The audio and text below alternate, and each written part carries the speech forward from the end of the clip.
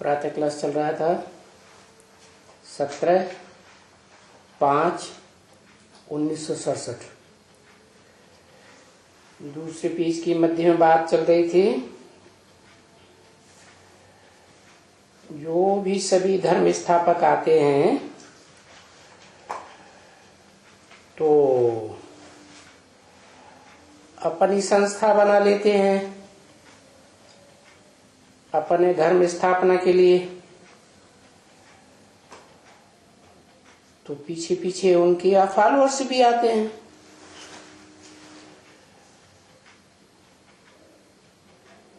लेकिन पहले पहले कौन सी संस्था आती है?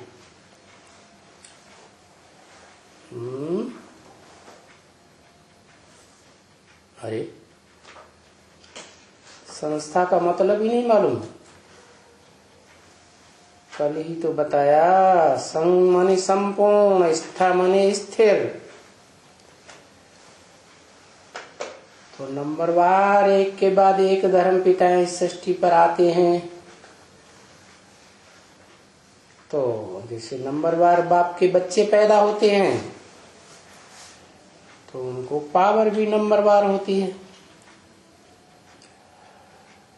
जो अव्वल नंबर बड़ा बच्चा होता है, हिस्ट्री में देखा गया है कि राजाओं ने अपने बड़े बच्चे को ही सबसे बड़ी पावर दे दी। तो सब उसी परंपरा को अपनाते हैं। तुम बच्चे जान गए हो कि ऊंची से ऊंची संस्था कौन सी है, कौन से धर्म की? आदि सनातन देवी देवता धर्म की संस्था। और उसका मुखिया कौन है? आदि सनातन देवी देवता धर्म का संस्थापक कौन हुआ? संस्था का स्थापन करने वाला प्रैक्टिकल में कौन हुआ?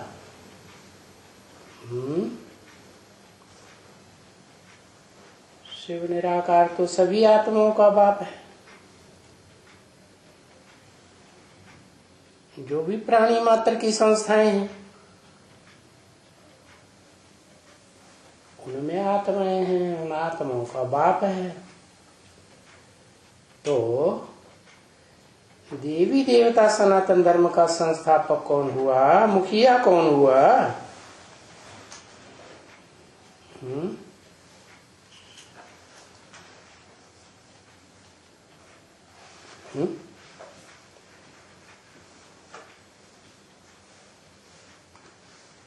भीतर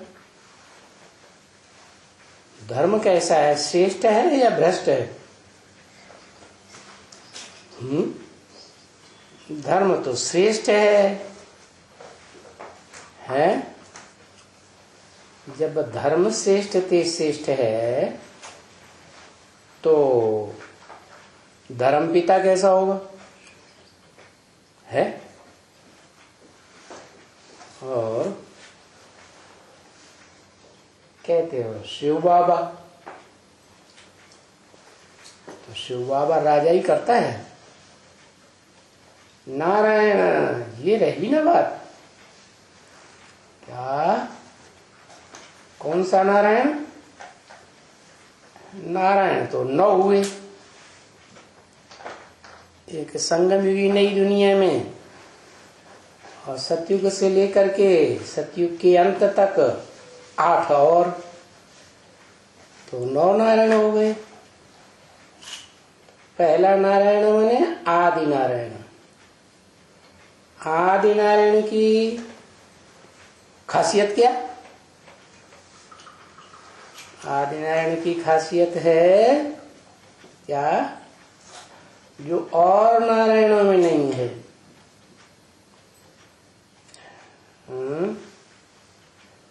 वो तो सभी नारायण कुछ न कुछ ज्ञान जल के घर में ही रहते हैं। उनका अपना अपना घर है।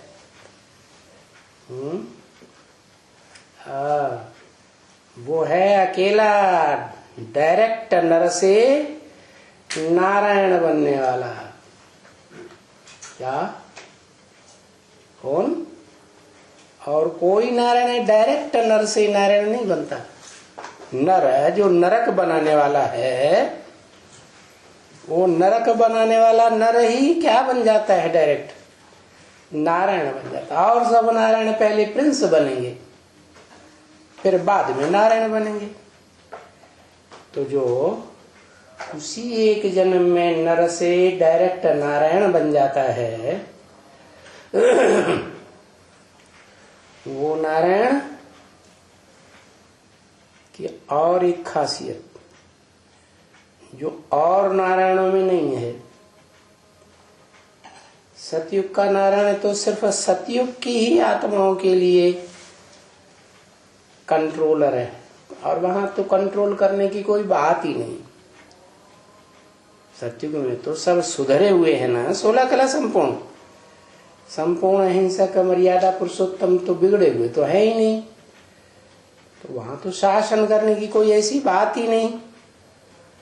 बाकी बाद में कलाएं कम होती जाती हैं, तो वो एक ही है जो सारे विश्व के ऊपर विजय प्राप्त करता है।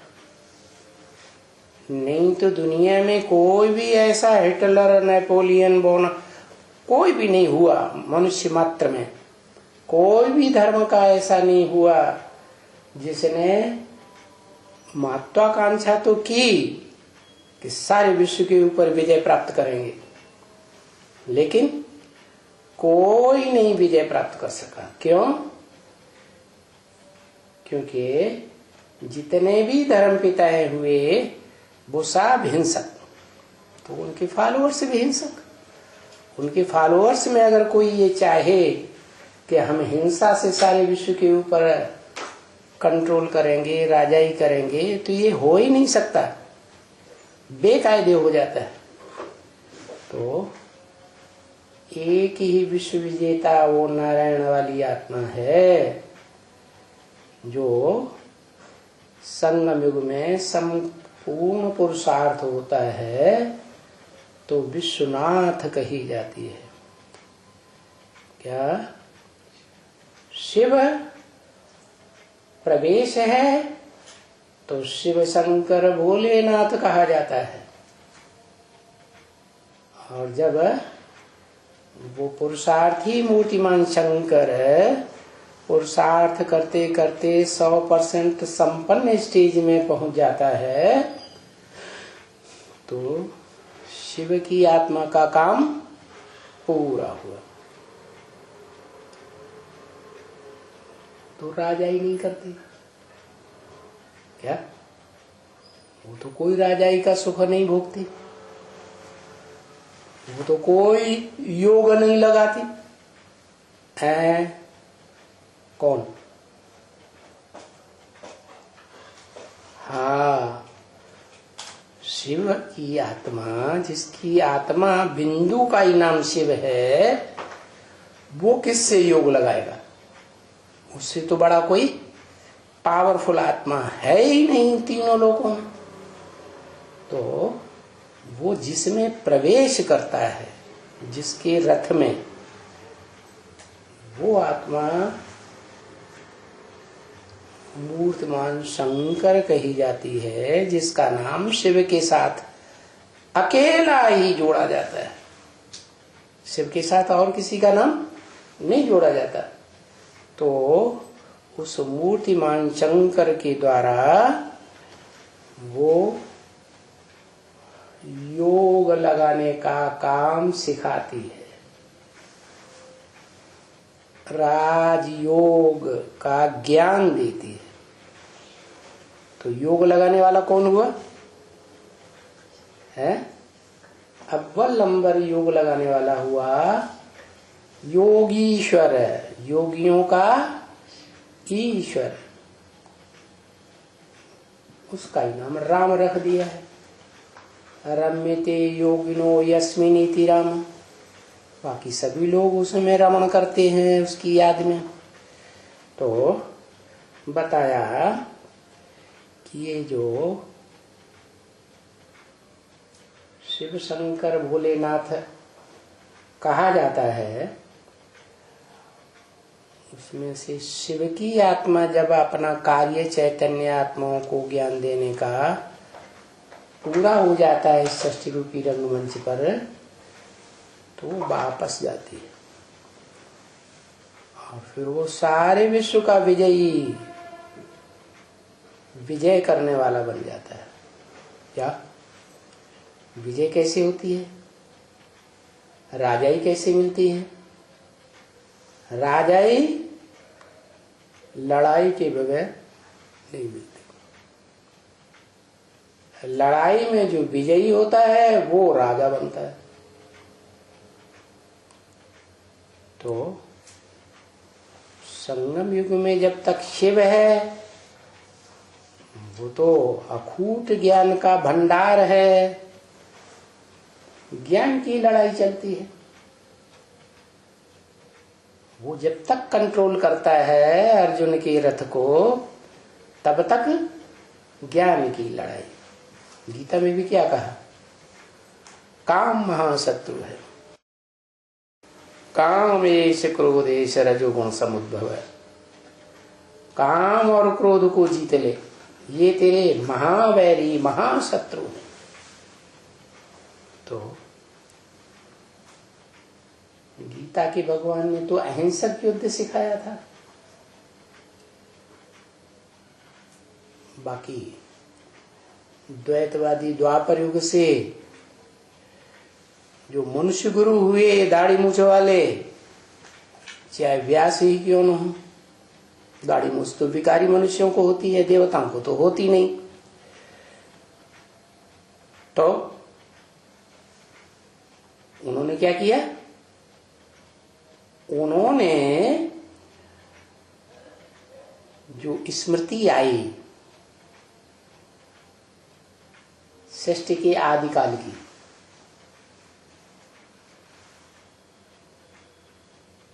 तो ये तो स्मृति भूल गई कि ये सृष्टि के आदिकाल की बात है। कुछ रही होगी, लेकिन विकारी बुद्धि होने के कारण उन्होंने जो शास्त्र बनाए वो सब विकृत हो गए। सच्चाई लोप होती चली गई। द्वापर के आदमी तो फिर भी श्रेष्ठ थे, शास्त्रों में सच्चाई थी। कहते हैं कै समझे कवि और कै समझे रवि।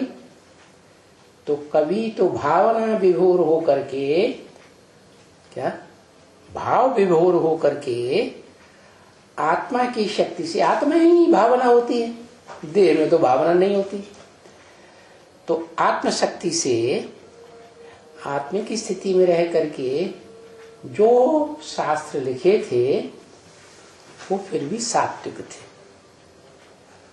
बाद में उनके चेले चपाटे होते रहे, नाम रख दिया व्यास गद्दी, है गद्दी का नाम रख दिया। व्यास जी तो शरीर छोड़ गए, तो जो चेले चपाटों ने फिर क्या किया, फिर गद्दी पे जो बैठा व्याख्या करने के लिए उन शास्त्रों को, उसने उसमें और मिक्सचरिटी करते गए, तो वो सारा का सारा जो ज्ञान है वो प्रदूषित हो गया।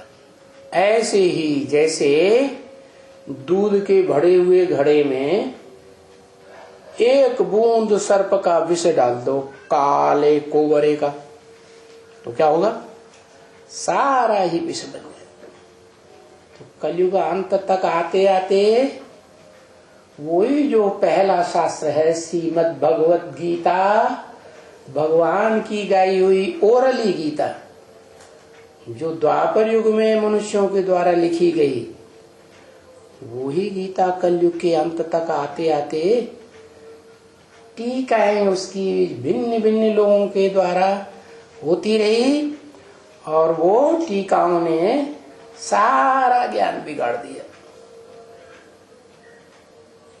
अच्छी तरह से उस ज्ञान जल में क्या क्या भर गया? देह अभिमान की मिट्टी मिल गई। तो बताया असली ऊंचे ते ऊंचे धर्म स्थापक तो जो ये आदि में हुआ, इस ब्रॉड ड्रामा की शूटिंग पीरियड में वो कौन हुआ? आदि नारायण,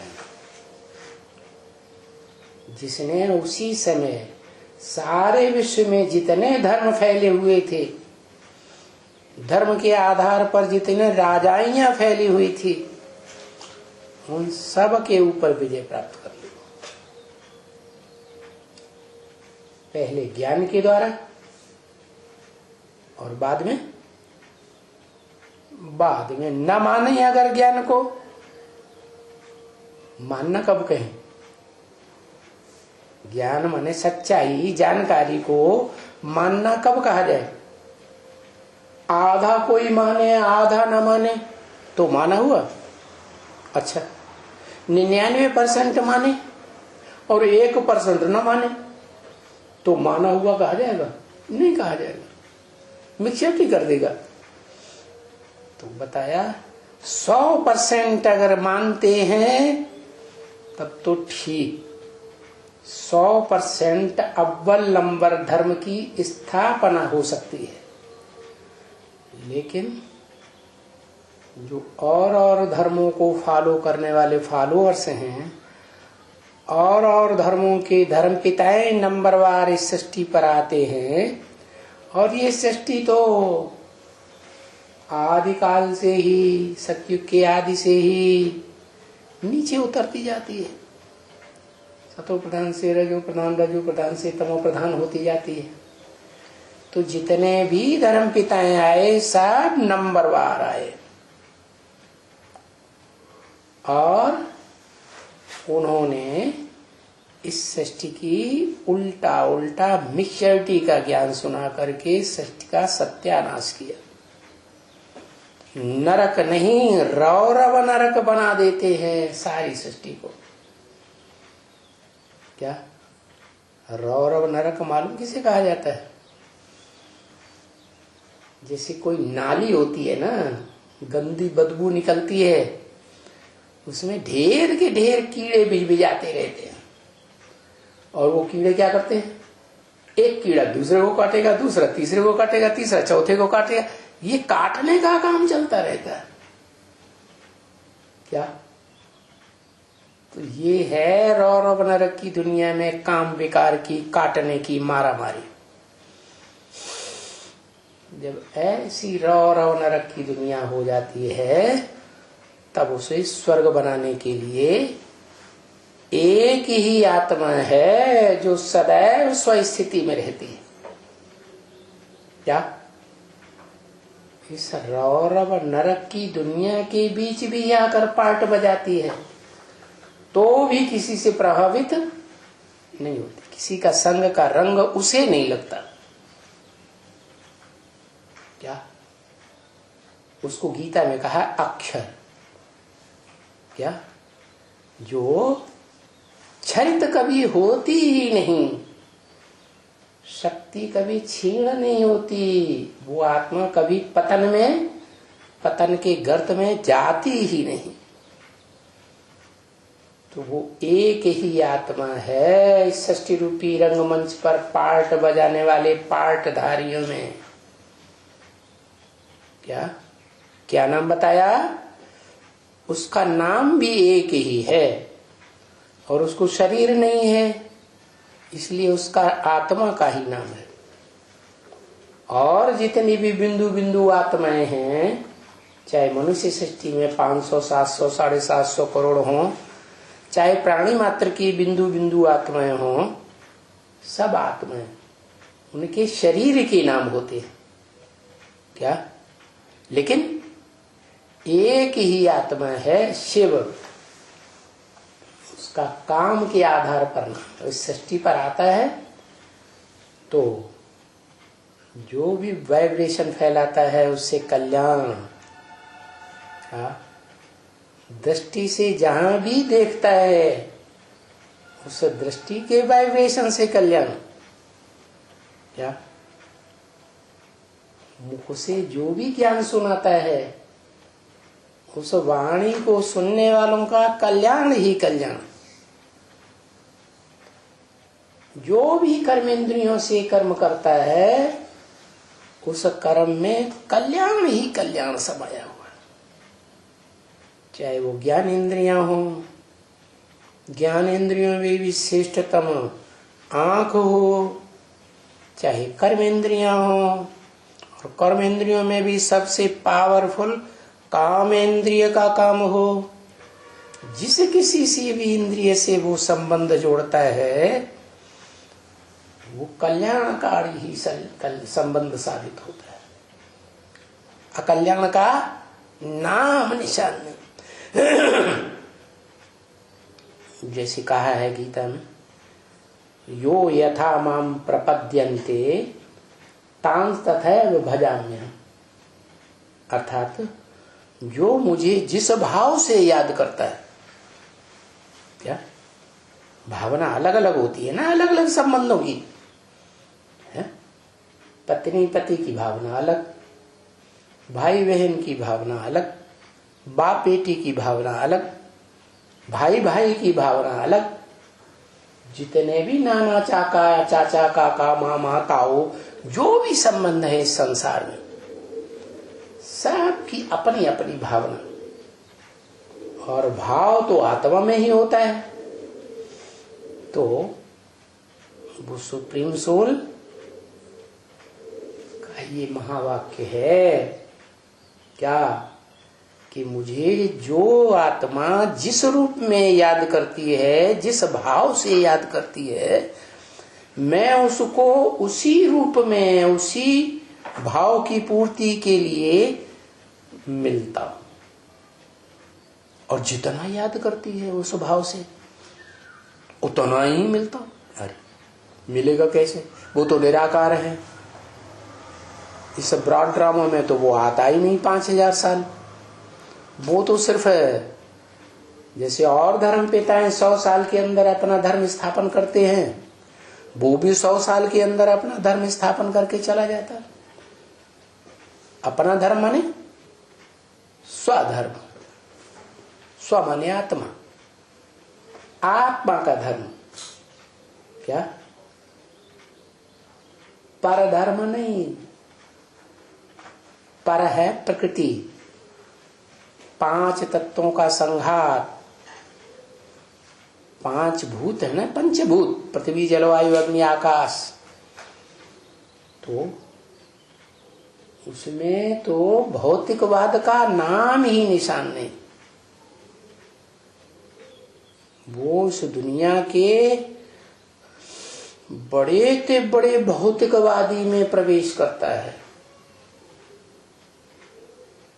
जो सृष्टि के अंत काल में इतना बड़ा भौतिकवादी बनता है कि जो पंचभूतों का काम है, तामसी बनते हैं तो सारी दुनिया का विनाश कर देते हैं।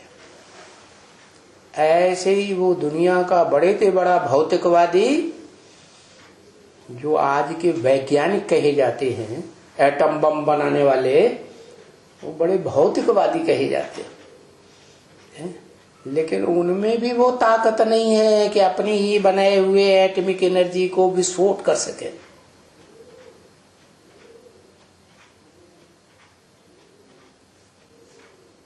प्रथम विश्व युद्ध 1914 में हुआ था,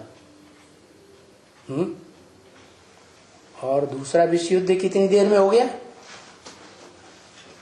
14 और 44 45 कितने साल हुए हैं? अरे 30-32 साल हुए ना। तो 30-32 साल में दूसरा विश्व युद्ध हो गया। 42 से उसका फाउंडेशन पड़ा और 45 में युद्ध पूरा हो गया। ऐसे ही ना, 45 में 1914 से 1945 में युद्ध पूरा हुआ, द्वितीय विश्व युद्ध। तो दो बड़े बड़े शहर ध्वस्त हो गए। उसके मुकाबले तो अभी बहुत बड़ी विस्फोटक एनर्जी तैयार कर ली है। 1945 के बाद उस समय तो 20-20 मेगावाट की बम्बियां थी है, और इस दुनिया में सिर्फ अमेरिका के पास और रसिया के पास थे, और एक आध दो देशों के पास होगी छोटी मोटी। लेकिन अभी तो हजारों हजार की तादाद में और हजारों हजार वाट के एटम बम बने हुए हैं। वो बताते हैं वहां के बनाने वाले कि इतनी ताकत है कि इस तरह की सैकड़ों दुनिया पूरी भस्म कर सकते हैं। बताओ, और इस दुनिया में ऐसी आग लगेगी तो सब कुछ भस्म हो जाएगा। क्या? सब कुछ राख हो जाएगा। और पृथ्वी ही नहीं, जो ग्रह और उपग्रह हैं, इतने बड़े बड़े छोटे छोटे, उनका सबका बैलेंस बिगड़ेगा, सब टकराएंगे आपस में। तो देखो, इतना बड़ा ध्वंसकारी आत्मा बन जाती है। कौन है? कौन बन जाती है? शंकर, आदम, एडम, अर्जुन, ऐसे भयंकर भयंकर उसके बुद्धि रूपी तर्कस में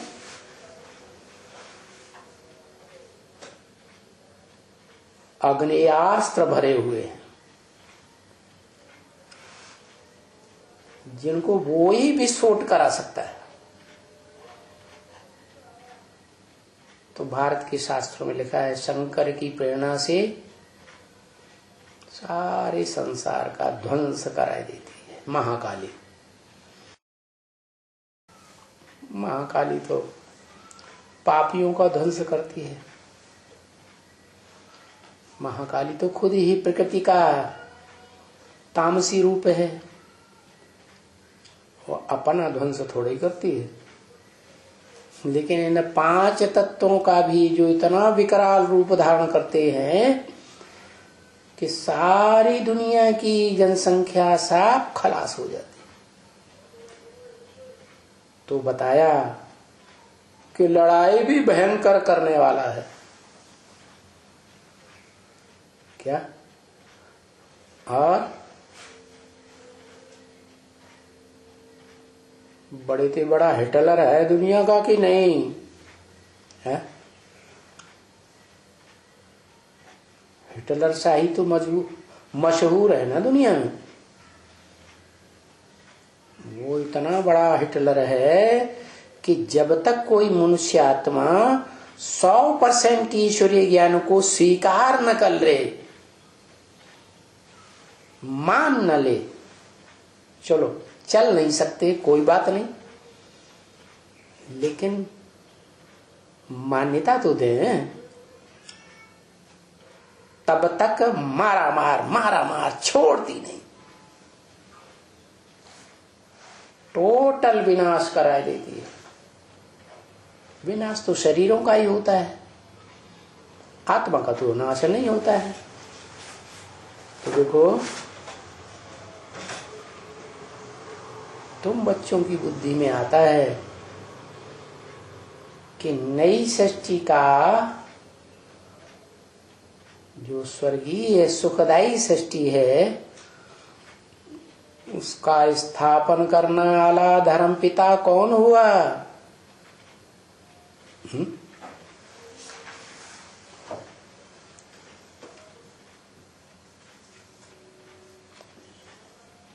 आदि नारायण, नारायण नहीं, आदि नारायण की विशेषता है, वो डायरेक्ट नर से नारायण बनता है और सारे विश्व के ऊपर विजय प्राप्त करता है। उसके बाद जो नारायण बनेगा वो सतयुग का मालिक बनेगा, सारे विश्व का मालिक नहीं बनेगा। तो देखो, जो सत्य सनातन आदि देवी देवता धर्म है, उसकी स्थापना करने वाला कौन हुआ? नारायण। अकेला नारायण क्या निवृत्ति मार्ग की स्थापना करता है?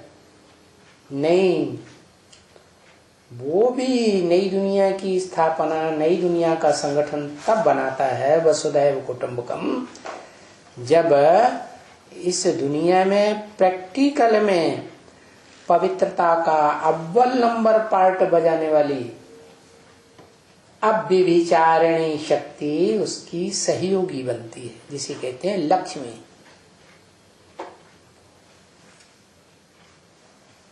नारी से उसी जन्म में क्या बनती है?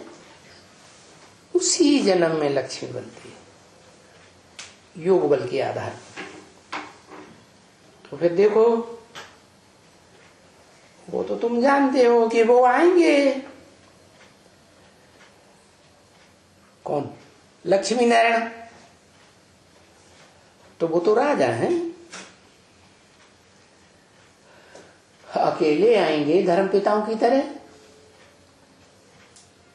कि अपनी प्रजा के साथ आएंगे? वो धर्म पिता हैं तो पहले अकेले आते हैं, चाहे वो मनुष्य सृष्टि का पहला पत्ता ही क्यों न हो, या कोई भी धर्म की डाली का पहला पत्ता ही क्यों न हो। इस्लाम धर्म का पहला पत्ता, मुस्लिम धर्म का, क्रिश्चियन धर्म का, लेकिन उन पत्तों में इतनी ताकत नहीं है। कितनी? जो सारे विश्व से लड़ाई लड़ करके राजाई प्राप्त कर लें। तो उनमें ये खासियत है धर्म पिताओं में। ये खासियत कैसे आती है कि वो एड़ी चोटी की ताकत लगा करके भी सारे विश्व के ऊपर विजय प्राप्त नहीं कर पाते। क्यों? क्योंकि वो नारी का सम्मान नहीं करते। विश्व विजय के काम में नारी का सम्मान नहीं किया तो विजय मिल नहीं सकती। क्या? ये शिव शक्तियां गाई हुई है।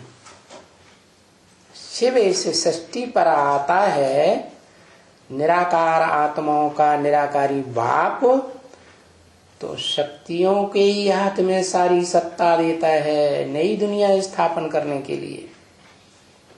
पुरुषों को तो सबको दुर्योधन दुशासन बनाई दिया। इस दुनिया के जितने भी पुरुष मात्र हैं। क्यों? क्योंकि काम इंद्रिय से मारामारी करते हैं, और वो मारामारी ज्यादा कन्या माताओं को ही सहन करनी पड़ती है, और फिर बेइज्जती भी करते हैं, सारी सत्ता अपनी मुट्ठी में ले लेते हैं। तो बताया ये एक ही धर्म पिता आदि नारायण है जो अपनी प्रजा के साथ आता है। अव्वल नंबर प्रजा कौन हुई है? माता। माता के द्वारा ही प्रजा पैदा होगी ना। तो वो माता, और माता कोई अकेली नहीं है, उसकी ढेर की ढेर भुजाएं दिखाई जाती हैं। अकेली माता या कन्या नई दुनिया की स्थापना कर लेगी? नहीं, ढेर की ढेर भुजाएं हैं, इसलिए वो शिव शक्तियां कही जाती है। तो वो अकेले नहीं आते हैं नारायण धर्म पिताओं की तरह इस सृष्टि पर, उनके फॉलोअर्स बाद में आते हैं, एक एक करके आएंगे। लेकिन ये क्या है, ये सारी प्रजा सहित इकट्ठा जो अव्वल नंबर प्रजा है आदि से लेकर के अंत तक सहयोगी बनने वाली प्रजा, जन्म जन्मांतर सहयोगी बनने वाली प्रजा कितनी संख्या, जल्दी बताओ।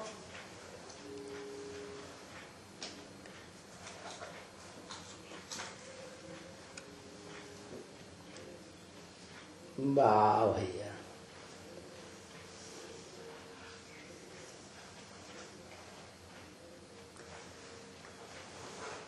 है चल, हाँ एक नंबर बढ़ा दिया, 8 मनुष्य आत्माएं निकलती हैं। क्या इतनी छोटी राजधानी तैयार होती है नई दुनिया में, पहले उसमें महाराजा भी है, महारानी भी है, क्या महामंत्री भी है, सेनापति भी है, क्या फर्स्ट क्लास दास दासी, सेकंड क्लास दास दासियां भी, राज्याधिकारी भी है, सब प्रकार के उसी में पूरी राजधानी स्थापन होती। राजा हो प्रजा ना हो तो राजा ही कहेंगे, राजा हो रानी ना हो तो राजा ही कहेंगे, नहीं कहेंगे। तो अपनी प्रजा सहित आएंगे। क्या कहा, किसकी प्रजा सहित, अपनी प्रजा। उस प्रजा के ऊपर और कोई का आधिपत्य जन्म जन्मांतर नहीं चलेगा, अपनी प्रजा के ऊपर राजाई उन्हीं आदि नारायण की चलती है, आदि से अंत तक के जन्म पर में।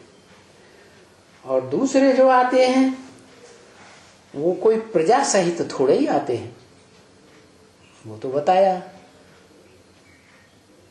एक धर्मपिता आत्मलोक से आएगा, सुप्रीम एबोर्ड से कहो, अर्श से कहो, खुदा के लोक से कहो, तो उसके पीछे नंबरवार आते जाएंगे, एक एक करके, इकट्ठे नहीं आएंगे। और ये अपनी प्रजा के साथ इकट्ठी राजधानी स्थापन होती है।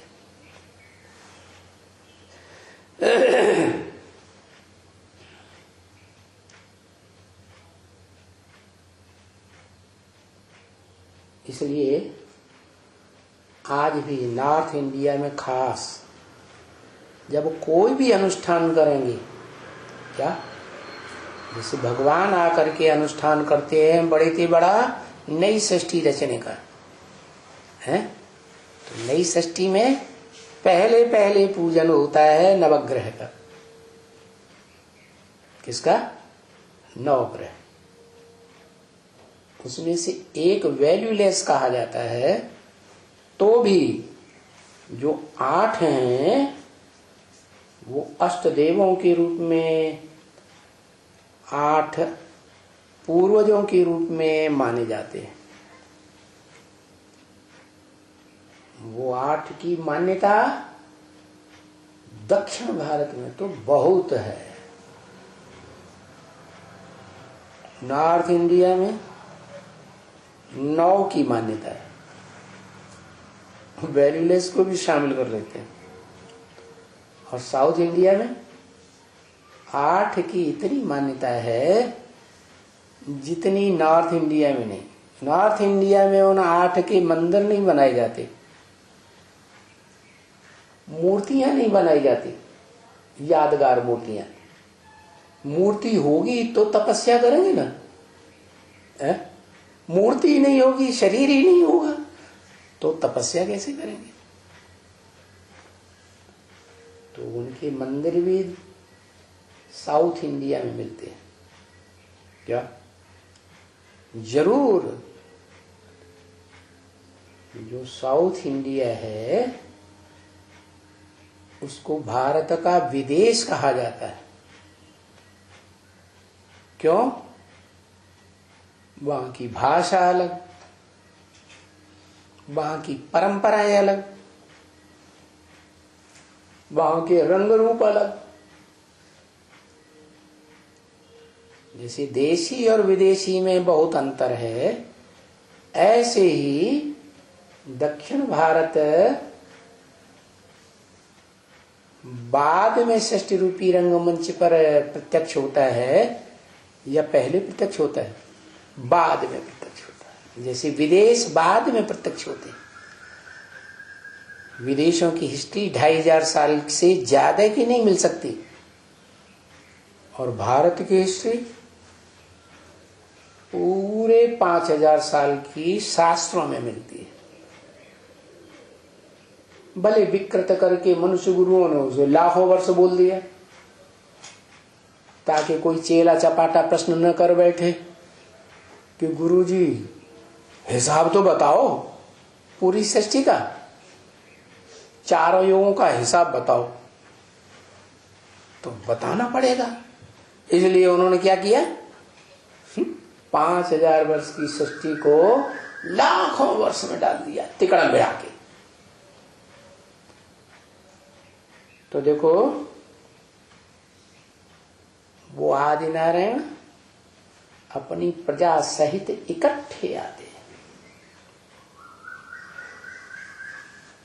तो वो प्रजा सहित दूसरे धर्म पिताएं तो नहीं आते हैं, नहीं। तुमको तो जरूर इकट्ठे आना है। ये तुमको किससे कहा?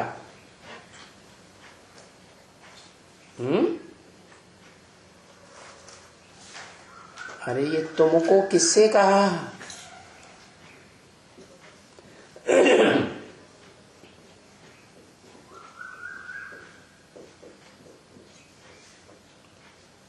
शिव बाप उसको तो कहते हैं तेरा, तेरे को तो क्या, तेरी बुद्धि में बाबा कहने से बिंदी ही याद आवेगी।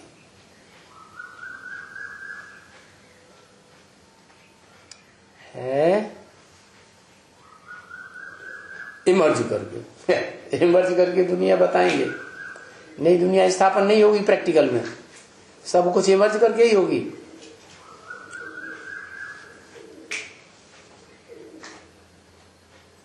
कितने?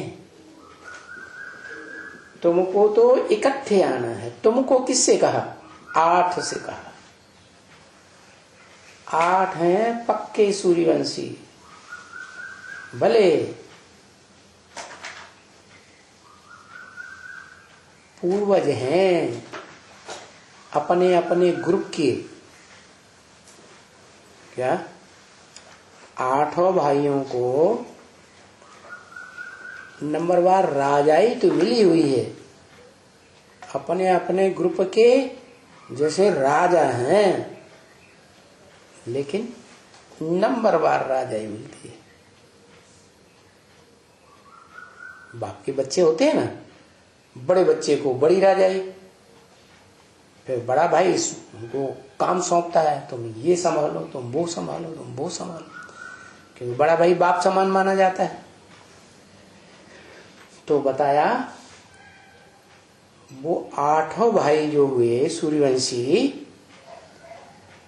सात्विक हैं या तामसी राजसी हैं? सात्विक स्टेज वाले। आपस में किसी भी प्रकार का भेदभाव नहीं, यथा राजा तथा प्रजा, कोई छोटा बड़ा नहीं। तो जरूर उनको इकट्ठा आना है नई राजधानी में। वो दूसरे धर्म पिता है, एक आएगा पीछे दूसरा आएगा। क्या? पहले इब्राहिम आएगा, पीछे बुद्ध आएगा, तीसरा आएगा, पीछे जास्ती आते जाएंगे, ऐसे ऐसे होता जाएगा। उनकी प्रजा उनके साथ नहीं आवेगी टोटल। तुम तो यहां तैयार हो रहे हो बिल्कुल ही। कैसे तैयार हो रहे हो? यथा राजा तथा प्रजा, पूरा ही संगठित रूप में तैयार हो रहे हो। क्या? ऐसे नहीं छोटे बड़े हैं, सबका एक जैसा माहौल, कोई अपने को छोटा बड़ा नहीं समझता। तुम यहां तैयार हो रहे हो समत्व योग में, जो गीता में बताया। क्या? आत्मा आत्मा, भाई भाई, बिल्कुल ही तैयार हो रहे हो। किस बात के लिए? बाप से वर्षा लेने के लिए। क्या करता है बाप? जब बंटवारा होता है तो बाप सब भाइयों को बंटवारा कर देता है ना। है? हाँ, ये है बड़ा भाई पहले पैदा हुआ है तो ज्यादा अनुभवी बन जाता है। पहले पैदा हुआ, पहले मैच्योर्ड होता है तो पहले कमाई करना शुरू करता है कि नहीं? नहीं करता। तो उसके पास शक्ति ज्यादा इकट्ठी हो जाती है। और बाद वाले भाई बाद में आते हैं, बाद में नौजवान बनेंगे तब इकट्ठी करेंगे शक्ति।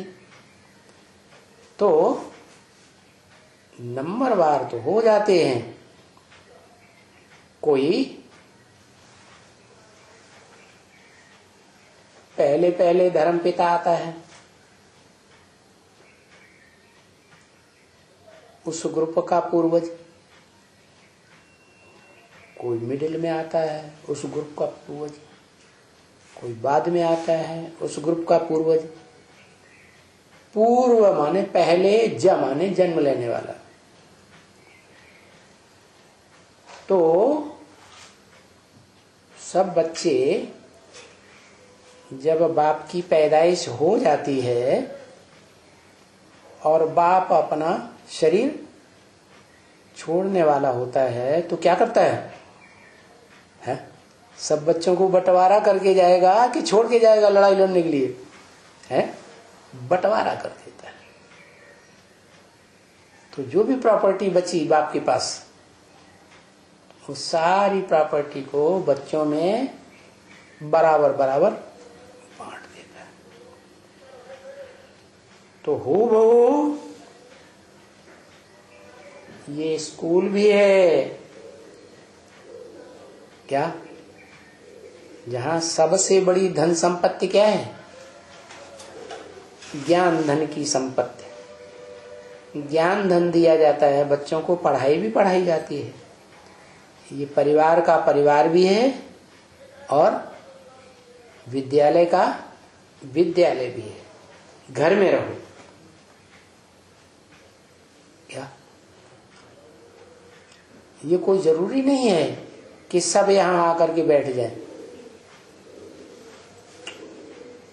अपने शरीर का पोषण करने के लिए भल धंधा धोरी भी करो, क्योंकि हर आत्मा में अपनी अपनी शक्ति है ना, अपने अपने प्रकार की। कोई में कम, कोई में ज्यादा। तो कोई में इतनी शक्ति नहीं है क्या कि सब कुछ बीवी बाल बच्चे धन संपत्ति है समय संपर्क संबंधियों की सारी ताकत लगा दे, है ना। ये जो आत्मा रूपी पात्र है ना, रंगमंच पर पार्ट बजाने वाले, कोई छोटा पात्र है, कोई बड़ा पात्र है। तो छोटे पात्रों में थोड़ा धन आता है, बड़े पात्रों में ज्यादा आ जाता है। तो बताया, भले अपने अपने घर में रहो, बाप कोई के ऊपर इस बात में जबरदस्ती नहीं करते, स्वतंत्र हो, दूसरों को भी स्वतंत्र रहने दो।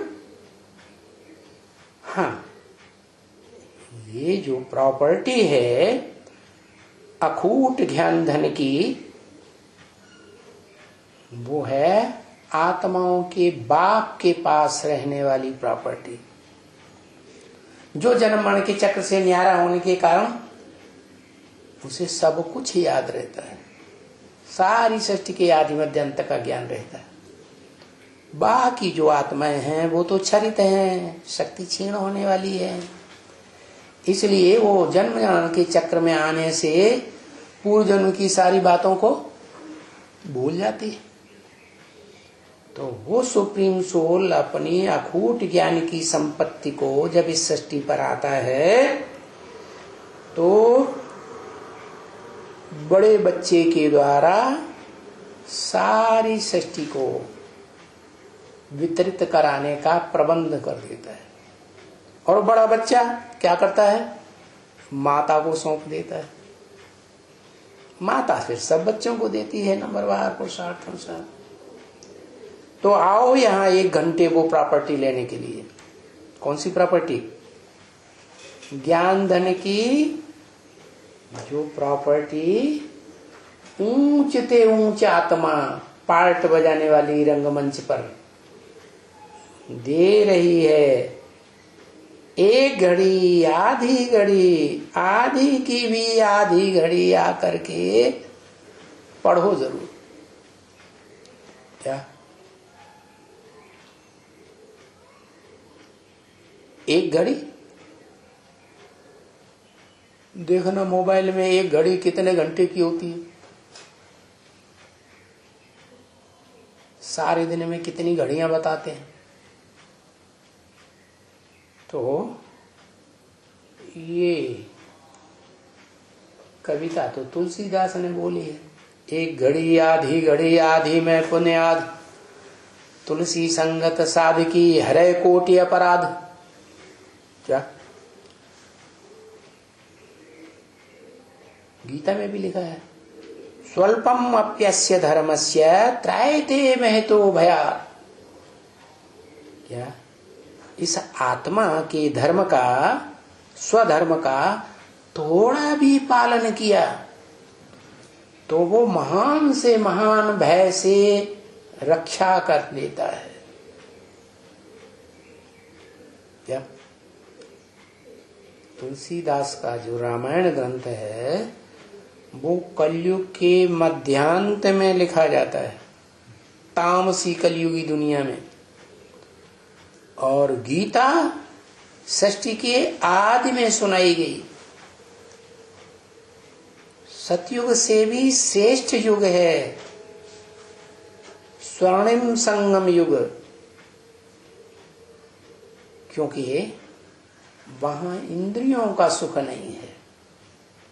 सतयुग में इंद्रियों का सुख होगा, ज्ञान इंद्रियों का भले सही, लेकिन संगम युग में शूटिंग पीरियड में जब ऊंचते ऊंच supreme soul heavenly God father जो कहा जाता है इस सृष्टि पर आता है तो ऐसी सुख की दुनिया बनाता है जिस दुनिया में गिरने का तो सवाल ही नहीं। क्या चढ़ते चले जाओ, चढ़ते चले जाओ, कहां तक चढ़ते चले जाओ। अतीन्द्रिय सुख, इंद्रियों का जो सुख है वो नीचे ले जाने वाला है। जो देवताएं भी भोगते हैं द्वैतवादी द्वापर युग से दैत्य भी भोगते हैं और कलयुग में राक्षस भी भोगते हैं। वो इंद्रियों का सुख नीचे गिराने वाला है। सुख भोगते भोगते आत्मा नीचे गिरती जाती है। लेकिन वो supreme soul heavenly God father जिस हेवन की स्थापना करता है, उस हेवन की ये विशेषता है क्या, जो आज भी गाई जाती है लेकिन जानते बिल्कुल नहीं है। क्या? यथा राजा तथा प्रजा। क्या आज की दुनिया में कोई देश ऐसा है कि जो राजाएं जैसे सुख में रहते हैं, चाहे राष्ट्रपति हो, चाहे उपराष्ट्रपति हो, सोलो, चाहे प्रधानमंत्री हो, बड़े बड़े ऊंचे ऊंचे मंत्री हो, बड़े बड़े ऊंचे ऑफिसर हो, क्या वो प्रजा के साथ वैसा व्यवहार करते हैं, ऐसा कंट्रोलिंग करते हैं, ऐसा शासन चलाते हैं जिसमें यथा राजा तथा प्रजा कही जाए? वो देह अभिमानी सांडे अपनी देह से पैदा हुए बच्चों का जैसा पोषण करेंगे, वैसा पोषण प्रजा का करते हैं क्या? नहीं करते। ये किसी जन्म का गायन नहीं है, ये सिर्फ एक ही जन्म का गायन है। पुरुषोत्तम संगम युगी श्रेष्ठ ते श्रेष्ठ जन, शूटिंग पीरियड ब्रॉड ड्रामा का। क्या? जिसकी रिहर्सल, जिसकी शूटिंग कराने वाला मुखिया कौन है? तो लिखते नहीं जल्दी, डायरेक्टर, पर्दे के पीछे रहने वाला शिव कभी किसी के सामने नहीं आता। आंखों से कोई इन आंखों से उसे देख ही नहीं सकता। तो वो आकर के ऊंचते ऊंचे एक्टर कहो, रंगमंच पर तो आता है कि नहीं आता है, तो वो आकर के ऐसी दुनिया स्थापन करता है जहां नीचे जाने का तो कोई सवाल पैदा ही नहीं होता। अति इंद्रिय सुख, इंद्रियों से परे का सुख, इंद्रियां अतीत हो गई। तो देखो ऐसी ऊंचते ऊंच पढ़ाई पढ़ाता है, जो पढ़ाई दुनिया में कभी कोई देवता ने, दैत्य ने, मनुष्यों ने, राक्षसों ने नहीं पढ़ाई होगी। क्या? राजाई की पढ़ाई, राजयोग के द्वारा राजाई प्राप्त करने की पढ़ाई। कोई ने दुनिया में राजा बनाया हो हिस्ट्री में तो बताओ है? कहते हैं चाणक्य ने राजा बनाया। किसको? चंद्रगुप्त को। ठीक है, अरे ये तो समझो वो चाणक्य की आत्मा थी कौन? चाणक्य जो राजा बनाने का काम करने वाला था, वो कोई दूसरी आत्मा नहीं थी। ये वही हीरो पार्टधारी है जो संगम युग में ऐसी बुद्धि बनाता है ज्ञान योग के आधार पर कि उससे सारी दुनिया राजा ही सीखती है।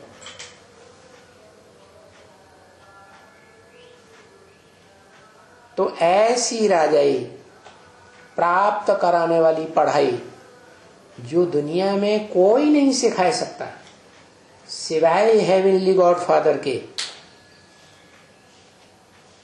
वो आकर के कुछ तो पढ़ो। क्या? आकर के पढ़ो। आकर के ना आए हम घर में बैठे बैठे पढ़ते रहे तो नहीं चलेगा। हा? हा? क्यों नहीं चलेगा? पढ़ाई तो वही मिल रही है आजकल तो। डीवीडी से और क्या नाम इंटरनेट से ज्यों की त्यों पढ़ाई निकाल लो। वो पढ़ाने वाला जैसे एक्शन करेगा, जैसी दृष्टि देगा, घुमाएगा, यूं यूं बोलेगा, सब ज्यों का त्यों दिखाई पड़ेगा ना। तो आने की क्या जरूरत है?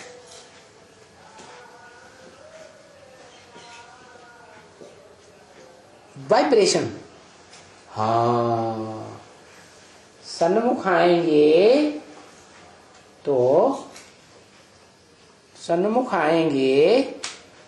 तो डायरेक्ट परमात्मा जो साक्षात पार्ट बजा रहा है मुकर्रर रथ में, जिसे कहते हैं मूर्तिमान शंकर, उसकी इंद्रियों का संग का रंग प्रैक्टिकल में साकार में लगेगा। नहीं आएंगे, बिल्कुल नहीं आएंगे। जैसे बताया एक घड़ी, अच्छा चलो छोड़ो ना सही, आधी घड़ी, अच्छा वो भी छोड़ो, आधी में बुनियाद। तुलसी संगति साध की। साधु होते हैं ना, क्या करते हैं? साधु करते हैं इंद्रियों की साधना, इंद्रियों को वश में करने का काम करते हैं। तो ऊंचे ते ऊंचा साधु कौन हुआ इस दुनिया का?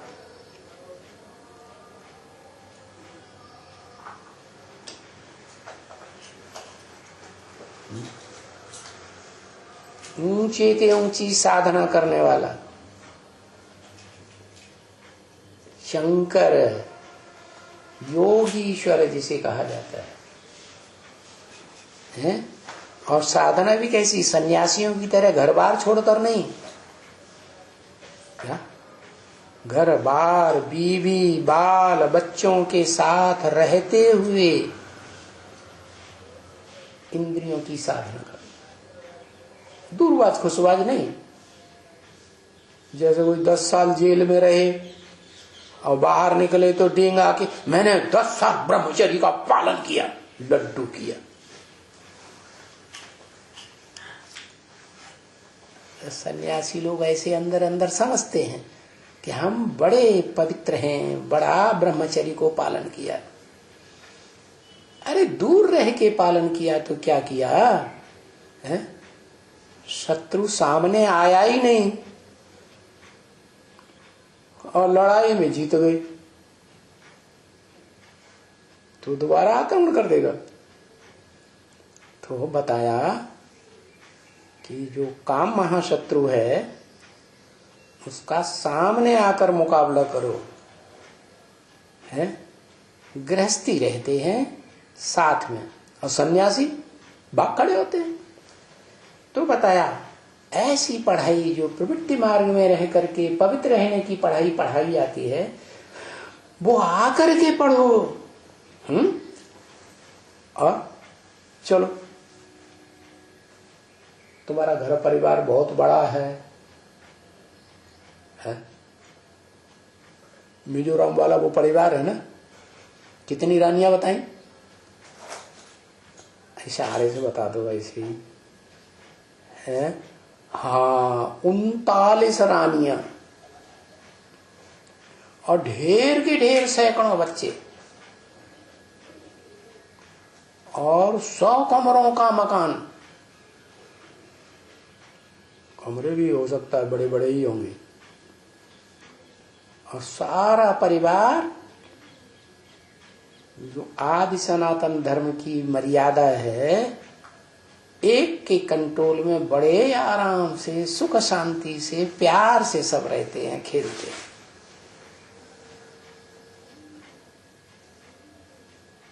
ऐसा धर्म है, अविनाशी धर्म, सनातन धर्म, जो कलयुग के अंत में जैसे सब धर्म लोप हो जाते हैं, इस तरह पूरा लोप नहीं होता, प्रायः लोप हो जाता है।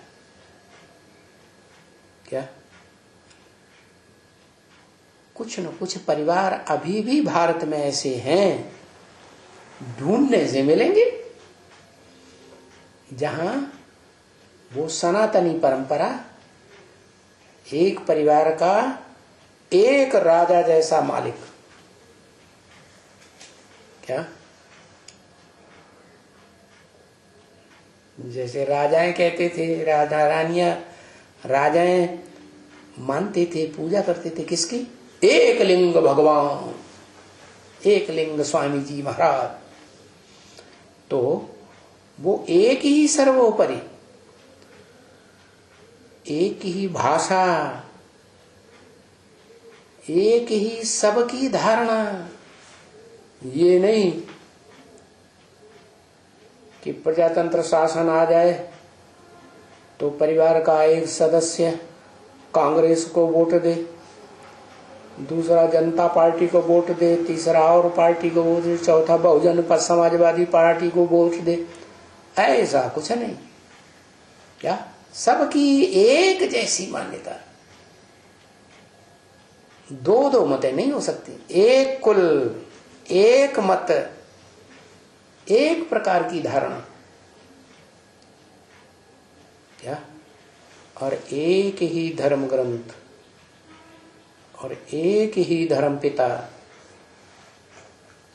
ऐसा परिवार आज भी भारत में है।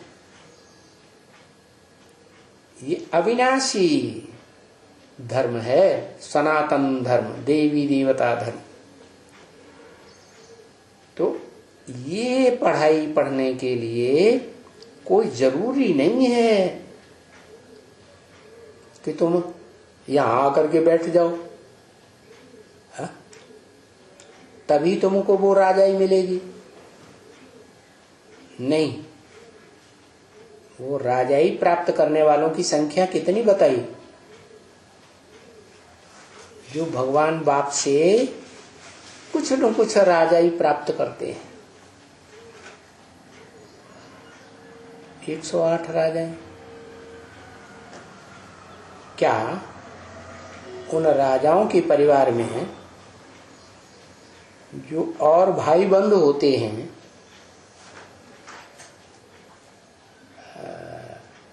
राज्याधिकारी होते हैं, महामंत्री हो, सेना नायक, उनकी राजाई नहीं चलती?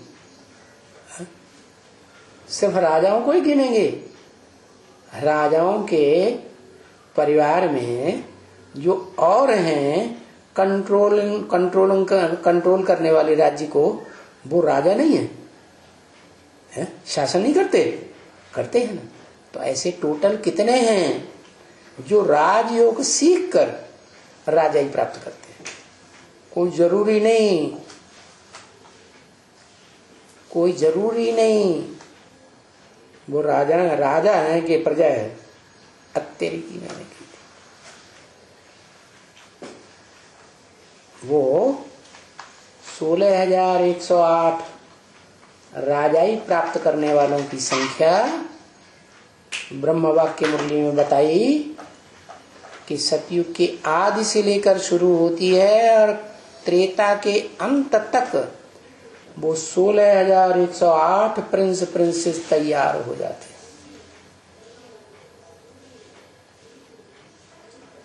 और उन्होंने वो राजाई ऐसे नहीं कि सब आकर के बैठ जाएं बाबा के घर में, शिव बाबा के घर में, नहीं, अपने घर में रह करके सिर्फ एक घड़ी, अच्छा इतना नहीं, आधी घड़ी, वो भी नहीं, आधी की भी आधी घड़ी आकर के क्लास जरूर करो। तो वो राजाई प्राप्त कर लेंगे। एक टाइम ऐसा आएगा, इतना भी करते रहेंगे, इतनी भी पढ़ाई पढ़ते रहेंगे, तो अंत में ऐसा टाइम आ जाएगा कि बाप के साथ ही रहेंगे, एक ही परिवार में रहेंगे, माना फुल सरेंडर जैसे ही हो जाएंगे। तन से, मन से, धन से, समय से, संपर्क से, हर तरीके से अर्पण में होकर के रहेंगे। अंत में ऐसी यूनिटी बन जाएगी, जिस यूनिटी की यादगार है 16,108 की माला। माला माने संगठन। संगठन कैसे तैयार होता है? प्योरिटी से यूनिटी बनती है। यूनिटी माने संगठन। क्या? जैसे मानवीय हिस्ट्री में जितने भी धर्म हुए हैं, उन धर्मों में एक मुसलमान लोगों का धर्म ऐसा है, इस्लाम धर्म का हो, जिसने इस सृष्टि पर लंबे समय तक राजाई की है। कौन सी पावर के आधार पर? सभी मुसलमानों का जो बुद्धि योग है एक काबा में लगा हुआ है। क्या? बुद्धि योग बिखरा हुआ नहीं, बुद्धि योग की यूनिटी है। क्या? जो वहां हज करके आते हैं काबा में, उनको बहुत मान सम्मान देते हैं। हाजी जी, मुल्ला जी को इतना नहीं देंगे, हाजी जी को बहुत मान सम्मान देंगे। तो अपने जीवन में एक बार हज यात्रा कर ली तो समझते हैं कि पाना था सो पा लिया। तो क्या साबित हुआ कि थोड़ा समय भी ईश्वरीय ज्ञान में रोज देते रहेंगे तो भी जो राजयोग है वो सिद्ध हो जाएगा। नंबरवार आकर के सुनना है, और सुनाना सुनने का काम कौन करता है? वाणी वाला करेगा। जो वाणी वाले राजाएं हैं उनमें बड़ा राजा हुआ है बाणासुर, वो क्या काम करेगा? वाणी चलाएगा तो उसका काम का नाम पड़ गया बाणासुर। समझा तो कुछ भी नहीं लोगों ने, सुना दिया, समझा कुछ नहीं, तो फायदा होगा? कुछ भी फायदा नहीं होगा। हाँ, उसकी पुत्री निकलती है। क्या? जैसे ज्ञान सूर्य उदय होता है ना, स्थूल सूर्य भी उदय होता है ना, तो पहले पहले जब दिन निकलता है तो सूरज से पहले कौन निकलती है? उषा निकलती है ना। तो बाणासुर की बेटी उषा जब जन्म लेती है तो बड़ा सुखी रहता है। वो जब तक नजदीक रहेगी प्रसन्न रहेगा, उसके चलाए पर चलेगा तो खुश रहेगा। ठीक है, परिवार में जो पहली बच्ची पैदा होती है पवित्रता की पावर से पैदा होती है, उसमें प्योरिटी होती है। पवित्र आत्माओं का जितना संग का रंग लेंगे उतना बुद्धि शुद्ध रहेगी। तो उषा, उसके पति का नाम शास्त्रों में बताया अनिरुद्ध। क्या? रुद्ध माने रोकना, अन माने रोक, जो जिसको कोई नहीं रोक सकता। क्या? अनिरुद्ध माने जिसको कोई रोध पैदा नहीं कर सकता, अवरोध नहीं डाल सकता, वो जो चाहे सो करेगा। राजा अपने राज्य में जो चाहे सो कर सकता है कि नहीं? करता है कि नहीं? तो ऐसे ही वो ऐसा बड़ी से बड़ा राजा महाराजा बनने वाली आत्मा है जो वास्तव में शास्त्रों में प्रसिद्ध है, जैसा नाम वैसा काम करता है। अनिरुद्ध नाम दिखाया गया। किसका बच्चा? भगवान का डायरेक्ट बच्चा नहीं, ईश्वर का डायरेक्ट बच्चा नहीं, ईश्वर के बच्चे का भी बच्चा। कौन है ईश्वर? ईश माने शासन, वर माने श्रेष्ठ। दुनिया में श्रेष्ठ से श्रेष्ठ शासन करने वाली आत्मा कौन? शिव। और शिव का बच्चा कौन? मनुष्य सृष्टि का बीज, प्रजापिता, है ना। और संपूर्ण योगी बनता है तो शिव बाबा कहा जाता है ना।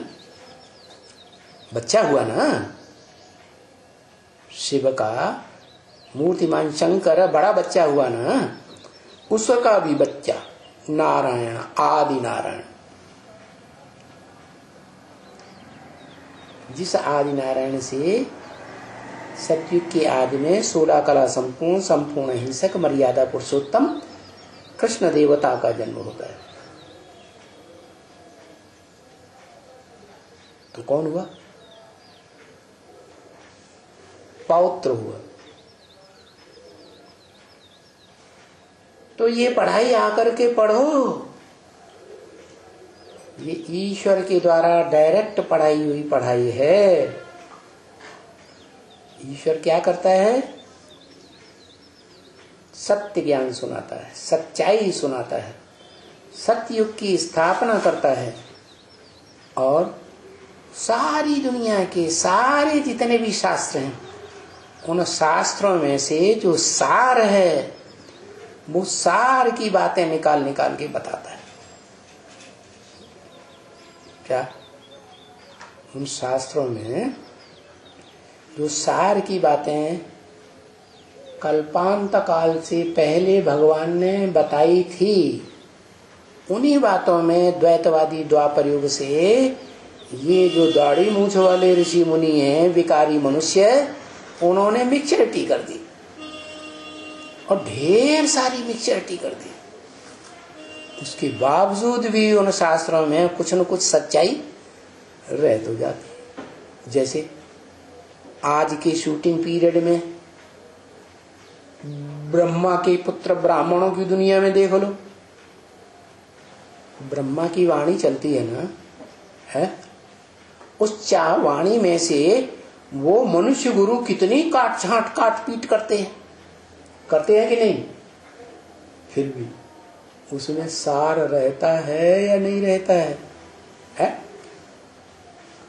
आज कितने वर्ष हो गए? 1947 से लेकर के और 2018 तक कितने वर्ष हो गए? 80 साल से भी ऊपर हो गए। तो 80-82 साल में भी कट पिट होते एक तो ब्रह्मा ने मिक्सचरिटी कर दी। ब्रह्मा वाक्य मुरली में बोलते हैं ना, ये ब्रह्मा बीच बीच में इंटरफियर करता है। बेसिक नॉलेज में भी करता है और एडवांस नॉलेज भगवान जब आकर के सुनाते हैं सुप्रीम टीचर के रूप में, तो भी इंटरफियर करता है। तो जब मुखिया ही इंटरफियर करेगा,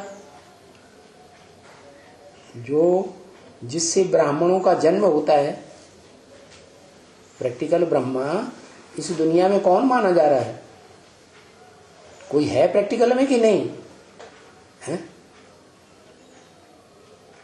वो अव्वल नंबर ब्रह्मा तो शरीर ही छोड़ गया।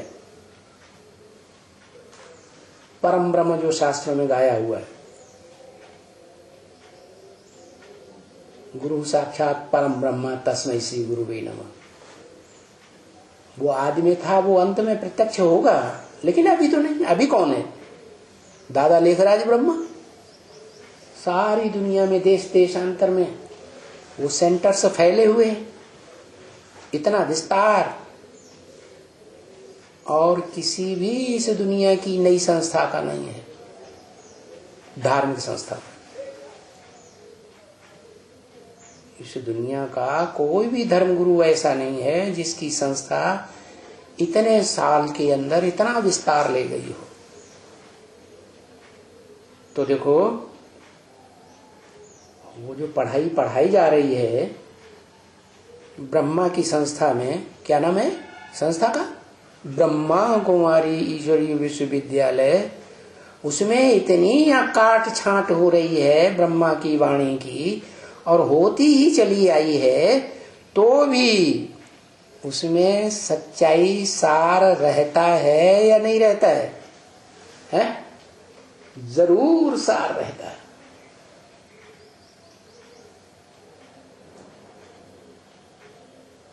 इसलिए बताया